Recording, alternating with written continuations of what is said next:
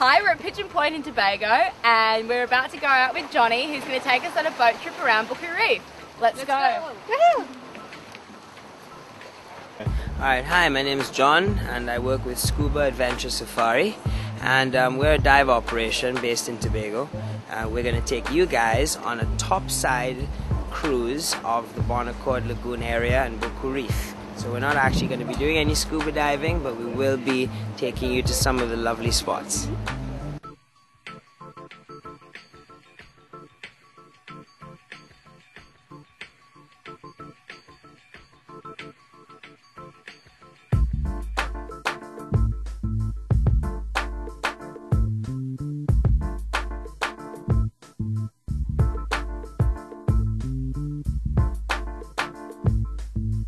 We're just in no man's land at the moment, and it's not actually an island even though it looks like one. It's actually a peninsula, and we're about to enter the lagoon and have a look around.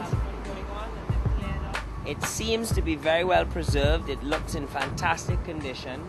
However, there is a lot of pressure on the mangroves because of deforestation that's taken place.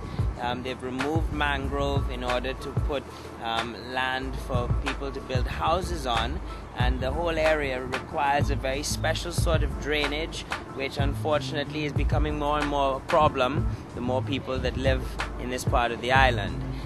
We do, however, have fantastic mangroves here. We've got 4 different kind of mangroves. I've learned a lot about the environment of Tobago, which is so awesome because I think it's so important to be an informed tourist and to be informed about the areas that you're going to, because the last thing I want to do is to contribute to the problem, you know? I want to travel in a way that, if anything, helps the situation. So I'm so glad that we learned about it, and I'm excited to go swimming. Tell us about where we're at. We're in Bonaccord Lagoon, which is one of the parts of the Booker Reef tour. This is the mangrove area, and this is the saltwater lagoon that's created as a result of it. We've got a little peninsula, which is no man's land, and that sort of closes the lagoon in. So from here it looks like we're actually in a lake.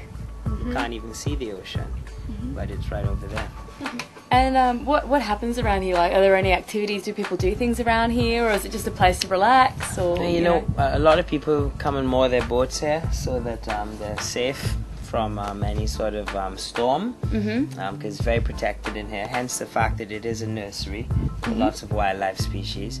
But yeah, I mean, most people, apart from mooring their boats in here, just come here to do maybe a bit of water skiing, you know, maybe a bit of wakeboarding or something like that, where it's nice and flat and calm, and you need calm water for that, and it's like a lake here. Well, today's been a little bit different than what I was expecting. I actually learnt a lot about the area and learnt that just because something looks like everything's okay, it doesn't necessarily mean that it's the case. When you think of polluted waters, you tend to think of the waters like the Bund down in Shanghai or the Ganges, where you see obvious pollution. But I've learnt today that there's a lot going on under the water here that, you know, I wouldn't have been aware of otherwise. So I think that when you're travelling, you need to be aware of these sorts of issues. And while you may not be able to do a lot to help the environment, just little simple things like collecting your rubbish and taking it with you at the end of the day can just, you know, add to the solution. And hopefully the government from there can start taking the appropriate steps to conserve something so beautiful like this. Alright, I'm going to go snorkeling now.